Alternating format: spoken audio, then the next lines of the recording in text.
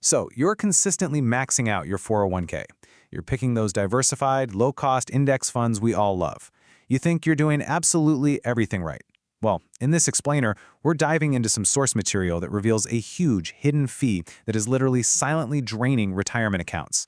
And get this, it's tied to something you've probably never even thought about, the size of the company you work for.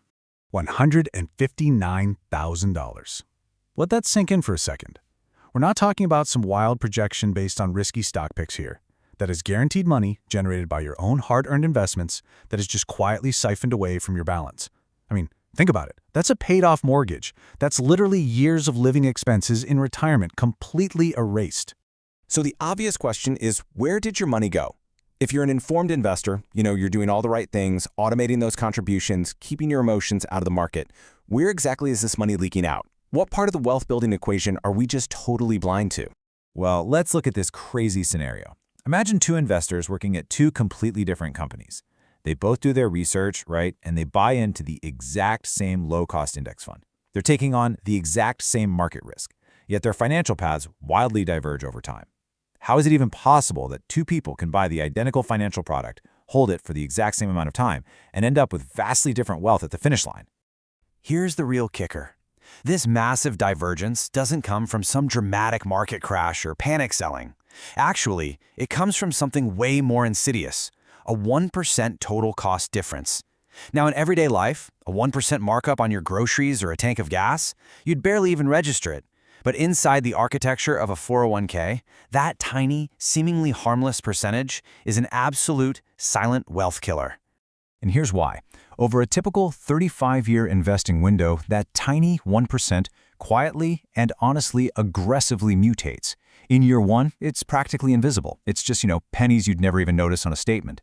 By year 10, it just kind of mimics normal market fluctuation. But by year 25 and 35, the math becomes absolutely ruthless. It's not just taking 1% of your contributions anymore, it's skimming your total accumulating balance, basically robbing you of all that future compounding growth.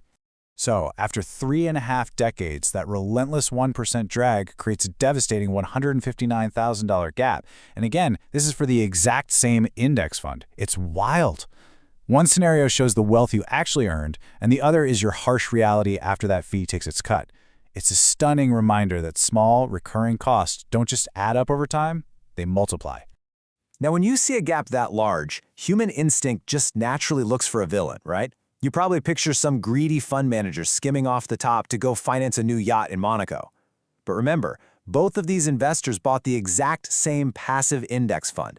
The product isn't the problem here. The entity taking this money is actually much closer to home. It's your workplace. The root cause of this missing 159 grand is simply your employer's headcount. It really just comes down to economies of scale in the retirement industry.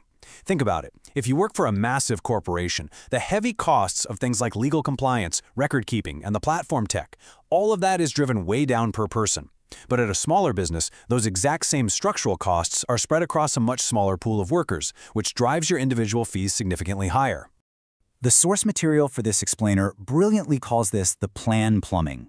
Think of it like this. As an employee, you really only ever interact with the shiny faucet, right? The slick little phone app where you check your balance and pick your funds. But the unseen administrative pipes of your retirement plan are constantly churning away in the walls. And depending on the size of your company, those pipes could literally be leaking a small fortune over the course of your career.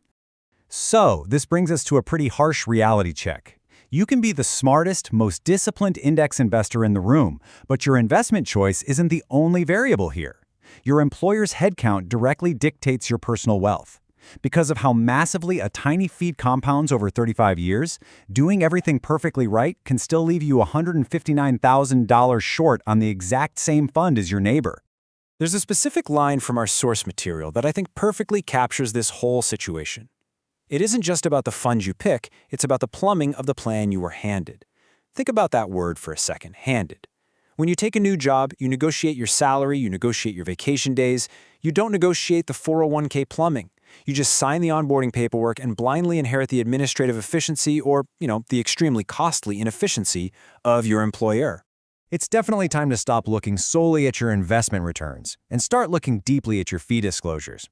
Are you subsidizing an inefficient, small-scale plan simply because of where you happen to work? It's your money and it's your future.